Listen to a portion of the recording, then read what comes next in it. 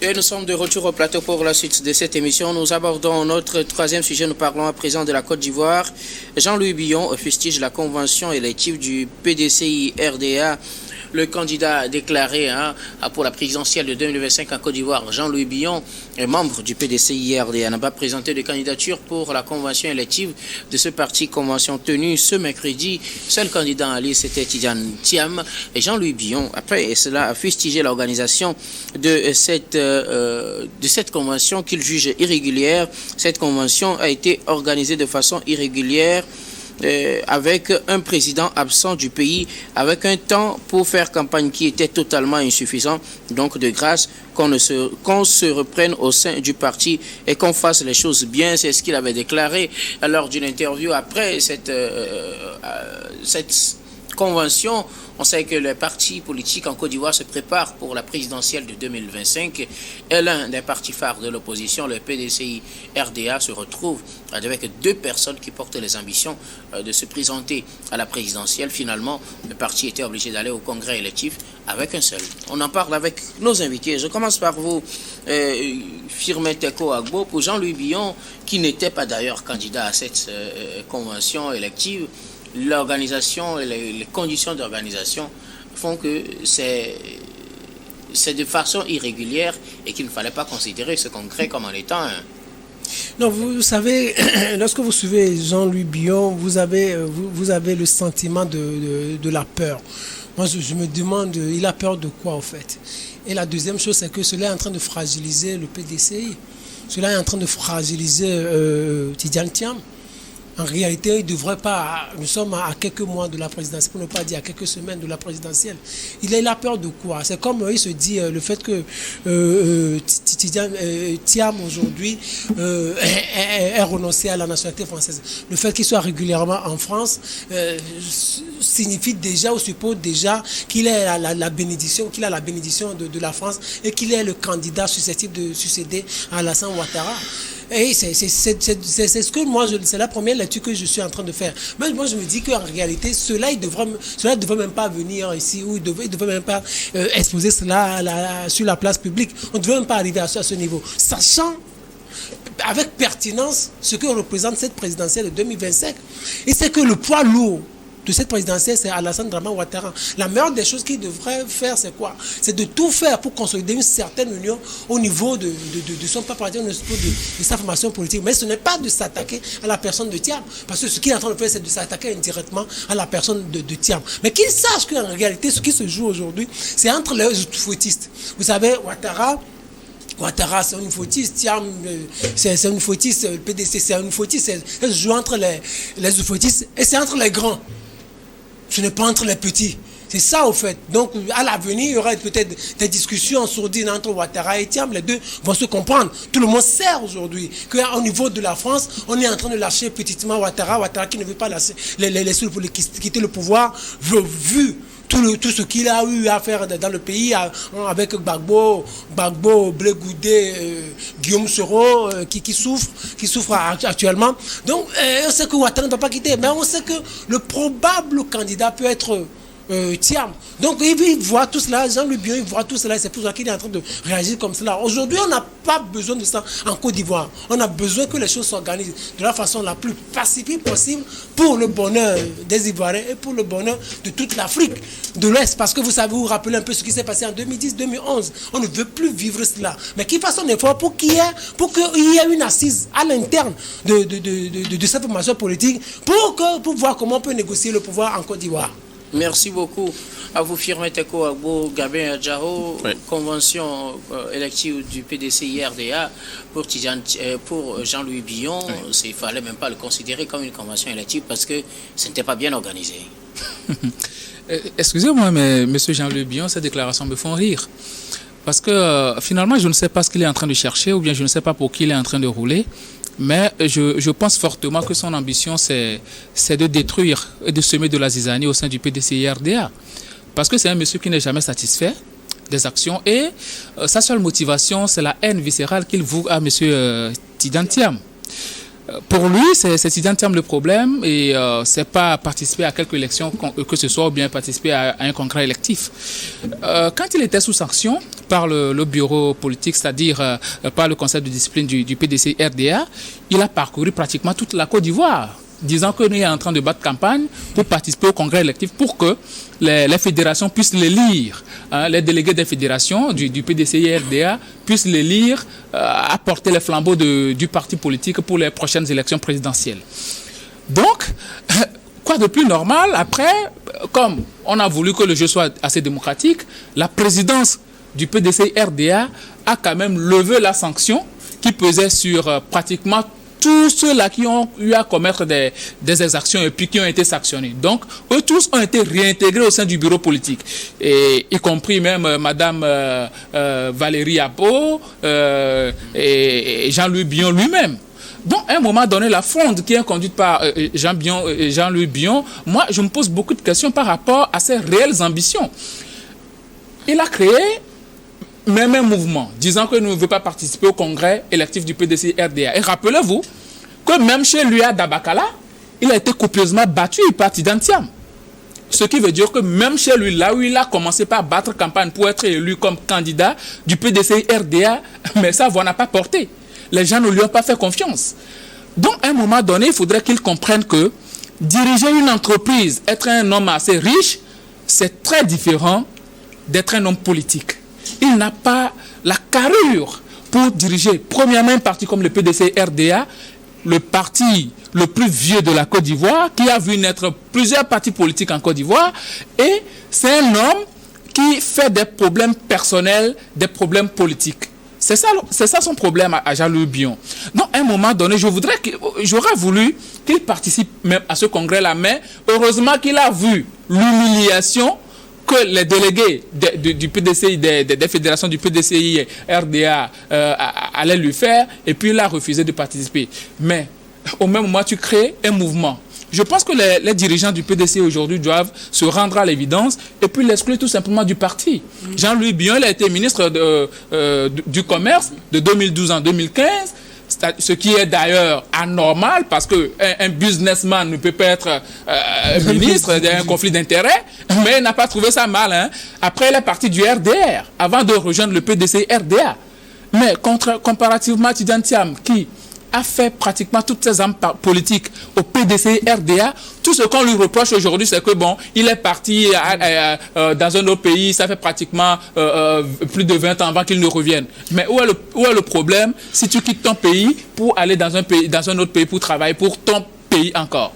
Alors, il estime qu'il s'est battu pour que le PDCI-RDA reste fort, pour que la force reste donc à son parti, pour que le parti existe et pour que le parti ne soit pas phagocyté justement par le RHDP, et qu'aujourd'hui, cette manière cavalière d'organiser les choses, indirectement, c'est une manière pour le mettre de côté et que ce n'était pas la bonne manière. Est-ce que quelque part, il n'a pas raison?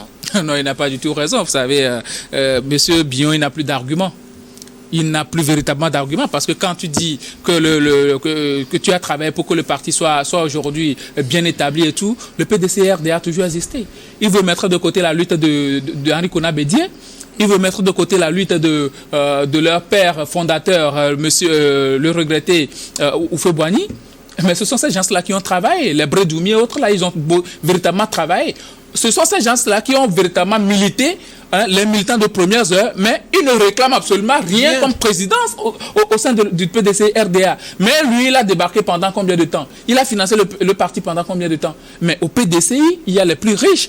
Quand on parle de congrès, mais pour participer au congrès au PDC-RDA, avant c'était 50 millions, c'est maintenant que c'est rabaissé à 30 millions. Ça veut dire que c'est un parti très bien organisé. On parle de 400 fédérations. C'est pas n'importe qui. C'est un parti très vieux, très bien organisé. Ce sont des gens assez bien établis qui sont quand même à la direction de ce parti-là. S'il veut partir du PDC-RDA, ben qu'il démissionne tout simplement, d'autant plus qu'il est en train de créer un mouvement ANDCI, ben qu'il fasse cela constituer un parti politique et qu'il participe à ces élections. Je l'écoutais d'ailleurs hier sur un média où il disait que il a été la première personne depuis 2022 à dire qu'il participerait aux élections présidentielles de 2025. Alors, bon vent à lui, et on verra véritablement son véritable poids sur l'échiquier politique ivoirien en octobre 2025. Sauf que pour ça aussi, il a reconnu que personne, nul d'entre eux n'avait intérêt à y aller seul et qu'il fallait fédérer les forces. Donc j'espère bien qu'ils c'est un amuseur de galerie. Se retrouver et discuter, trouver un consensus entre eux pour porter la candidature du parti aux prochaines présidentielles en octobre prochain en République de Côte d'Ivoire. Alors, Samir Ourosamba, Jean-Louis Billon fustige l'organisation de la convention élective du PDCI-RDA. Ben écoutez, je pense que ce personnage n'est pas cohérent. Jean-Louis Billon, je pense qu'il n'est pas cohérent dans ses démarches. Parce que vous avez en face quelqu'un qui a longtemps demandé à ce qu'on organise un congrès électif. Vous avez quelqu'un qui a, depuis que Tidiane Thiam est revenu, qu'il a pris la présidence donc du parti, depuis que le congrès extraordinaire a été organisé, le bureau politique a été organisé et qu'une motion a été adoptée par ces différentes rencontres-là, désignant donc Tidiane Thiam comme le candidat du parti, Jean-Louis Billon n'a jamais clamé haut et fort qu'il faut aller à un congrès électif. Il faut aller à une convention élective. Voilà quelqu'un, on organise convention élective, il dit que cette convention-là est organisée de façon irrégulière. Soit vous êtes démocratique, vous respectez les thèses du parti, vous participez aux instances du parti si vous portez des ambitions, et puis vous candidatez, vous compétissez. Et si vous gagnez, vous gagnez. Si vous perdez, vous reconnaissez que votre proposition n'a pas séduit donc les membres, les partisans donc de votre parti commun. Et ce qui se passe avec Jean-Louis Billon, je pense que c'est à l'image de beaucoup de partis d'opposition dans nos pays africains. Vous avez des personnages comme ça qui, à quelques heures, à quelques mois, à quelques années donc des élections, qui apparaissent parce qu'ils ont fait fortune dans le secteur privé, parce qu'ils ont de l'argent. Ils pensent que le fait d'avoir fait fortune, le fait d'être entrepreneur à succès suffit véritablement pour être président. Donc ils dilapident l'argent comme ils veulent. Ils essaient de mobiliser les gens pour faire croire aux gens qu'il y a des personnes derrière eux. Jean-Louis Billon, il n'y a personne derrière lui en Côte d'Ivoire. Lui-même le sait. Il le sait très bien qu'il ne pèse pas grand-chose.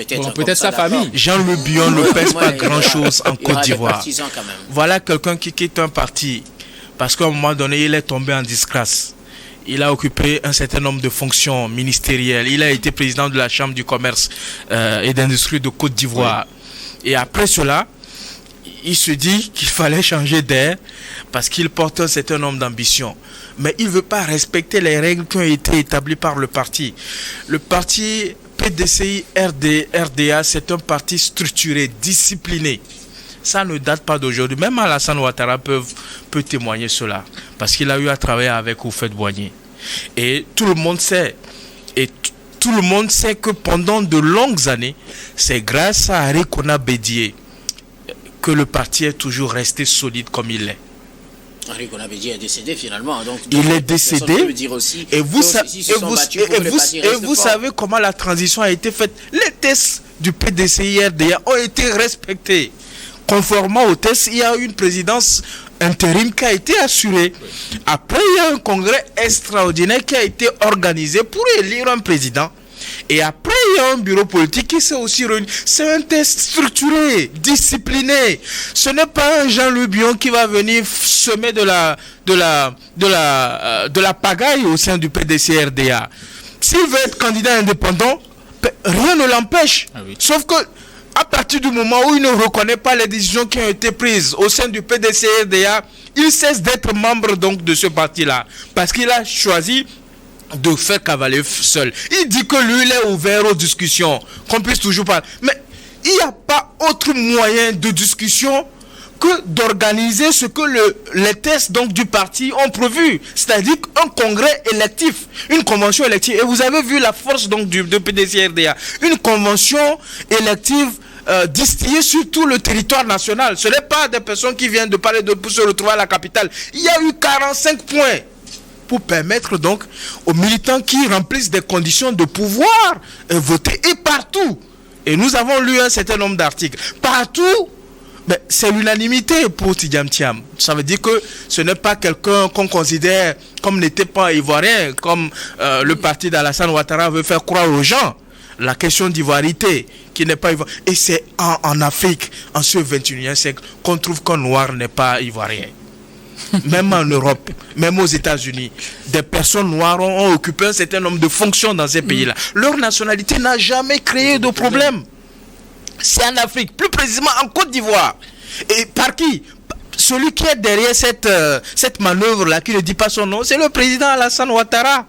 Et on sait lui-même comment il a souffert de cette réalité. N'eût été la volonté des autorités ivoiriennes à l'époque pour apaiser donc les situations, pour lui permettre également de faire valoir. Et jusqu'alors, il y a le débat sur cela par rapport à ces différentes nationalités qu'il a.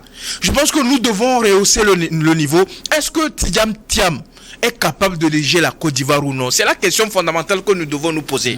Est-ce qu'il a les aptitudes et les prédispositions qu'un président de la République devrait avoir pour diriger la Côte d'Ivoire? Si les Ivoiriens... Il n'est pas encore élu. Mais c'est un candidat potentiel. Oui, bien mais sûr. Pour être élu... Mais l'autre estime que les conditions d'organisation de cette convention pour qu'il soit désigné officiellement le candidat du parti n'étaient pas les meilleures. Vous pensez que si M. Jean-Louis Billon était animé d'une bonne intention, et vous savez comment le parti est organisé, il maîtrise mieux les textes que nous qui sommes sur le plateau. Il sait, lorsque vous avez des greffes par rapport à un certain nombre de décisions qui ont été prises, il sait les instances du parti qu'il faut saisir. Et il laisse cela, il se promène sur les médias, si ce n'est pas pour salir cette démarche qui est entreprise par le PDC-RDA, discréditer ce parti-là. Parce qu'il sait en réalité qu'il ne pèse pas sur l'échiquier politique au sein du parti. Il ne pèsera pas, il ne pèse pas aujourd'hui, il ne pèsera pas demain, et il ne pèsera pas aux élections présidentielles d'octobre 2025. Et je pense qu'il doit véritablement se ressaisir s'il veut vraiment garder cette posture d'homme politique, parce que la manière dont il est en train de faire, il risque d'être un KKB bis en Côte d'Ivoire. Merci beaucoup à vous tous pour vos contributions. Nous allons marquer une nouvelle pause, puis on reviendra tout à l'heure pour la dernière partie de cette émission, dernière partie que nous allons bien évidemment consacrer au Togo.